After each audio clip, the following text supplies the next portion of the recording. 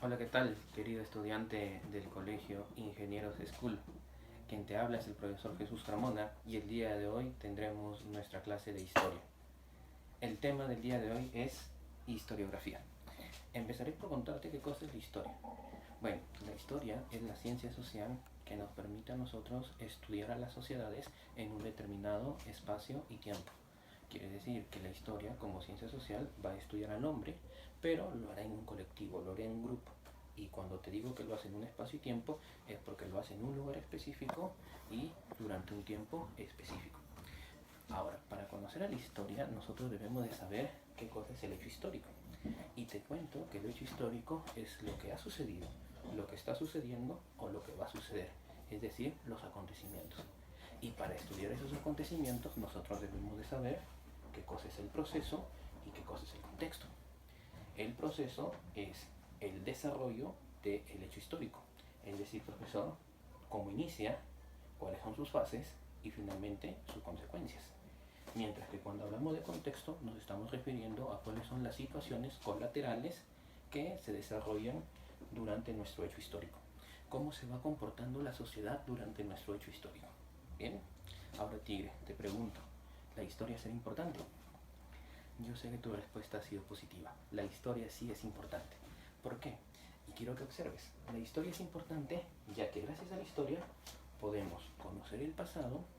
Al conocer el pasado podemos comprender nuestro presente y gracias a que comprendemos nuestro presente vamos a poder proyectarnos a nuestro futuro. Por eso es importante aprender historia. Yo te quiero dejar con un pensamiento. Se dice que la historia es la maestra de la vida. ¿Por qué? Porque un pueblo que no conoce su historia está condenada a repetirlo. Piénsalo ahí, Tigre, por favor.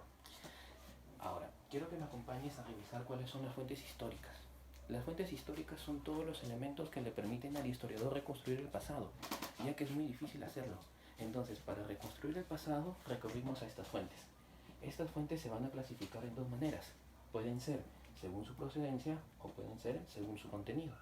Según su procedencia vamos a decir que son fuentes directas o indirectas. Es decir, fuentes directas. Profesor, las fuentes directas son las que se encuentran en el mismo lugar. Son las que se encuentran en el mismo lugar.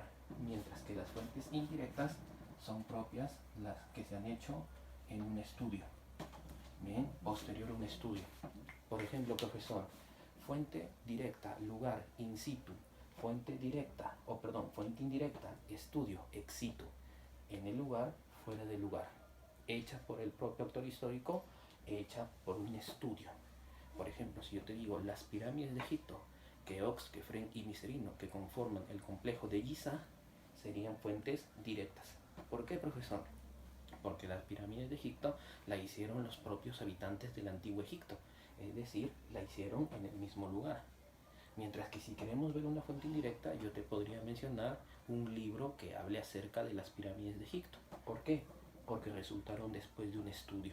Bien, ahora, esta clasificación la está tomando en cuenta la Universidad Nacional Mayor de San Marcos para sus exámenes de admisión. Tradicionalmente tenemos estas, que son según su contenido. Pueden ser fuentes materiales, pueden ser fuentes orales, pueden ser fuentes escritas o pueden ser fuentes audiovisuales.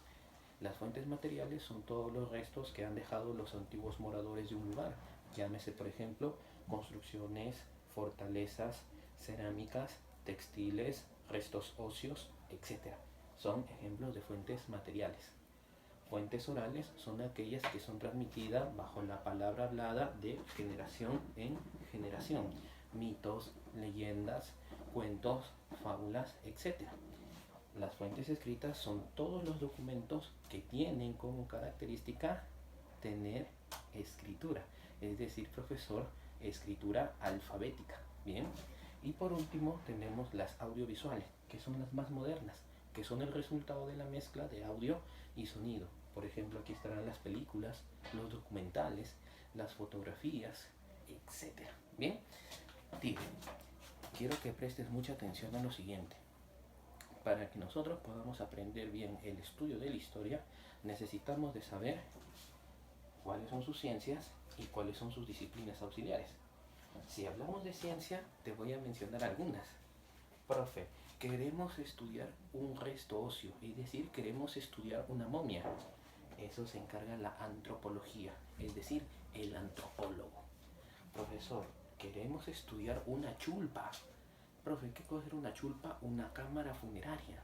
Profe, queremos estudiar Machu Picchu, queremos estudiar la línea de Nazca. De eso se encargará un arqueólogo. Recuerda, el antropólogo resto ocio, el arqueólogo resto material monumental. Profe, si queremos estudiar el espacio, recurrimos a la geografía, el medio ambiente. Si queremos estudiar a la sociedad, recurriremos a la sociología. Y si queremos estudiar el sistema productivo, recurriremos a la economía. Estas son ciencias, ¿ya? Estas son ciencias auxiliares. Ahora, profesor, dentro de una ciencia podemos encontrar algo más pequeño, que vienen a ser las disciplinas. Las disciplinas son mucho más pequeñas que la ciencia, es decir, tienen un objeto de estudio más específico. Por ejemplo, la numismática estudia las monedas, la heráldica estudia los escudos, la paleontología estudia los huesitos y la epigrafía estudia las escrituras antiguas. Bien, Tigre, con todo ese conocimiento que vamos adquiriendo, cerremos nuestro tema analizando cómo se divide la historia. Yo sé que tú lo sabes y lo vamos a recordar juntos. La historia se divide en 4 grandes edades, que son la edad antigua, la edad media, la edad moderna y la edad contemporánea. La edad antigua primero la vamos a revisar por siglos. Finaliza en el siglo V. La edad media finaliza en el siglo XV. La edad moderna finaliza en el siglo XVIII y la edad contemporánea todavía no termina. Ahora, profesor, como ya lo vimos por siglos, vamos por años. La edad antigua inicia en el 4000 a.C. con la invención de la escritura y finaliza hacia el 476 con la caída del Imperio Romano de Occidente. La Edad Media inicia en el 476 con la caída del Imperio Romano de Occidente y termina en el 453 con la caída del Imperio Romano de Oriente. Profe, ¿cómo cae el Imperio Romano de Oriente? Recuerda, la toma de la ciudad de Constantinopla. Ahora, la Edad Moderna inicia en el 1453 y va a finalizar hacia el año 1789 con la Revolución Francesa, con la cual alcanzamos nuestra primera generación de los derechos del hombre y del ciudadano, los derechos civiles y políticos.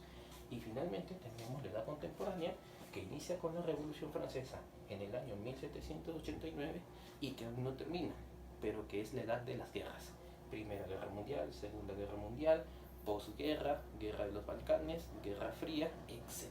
Bien, si lo vemos por método de producción, en la Edad Antigua, el esclavismo, en la Edad Media, el feudalismo, en la Edad Moderna, el capitalismo y en la Edad Contemporánea, el imperialismo. Bien, Tigre, espero que te haya servido esta información. Quien te habló es el profesor Jesús Carmona, el profe Jesús del curso de Historia. Muchas buenas vibras.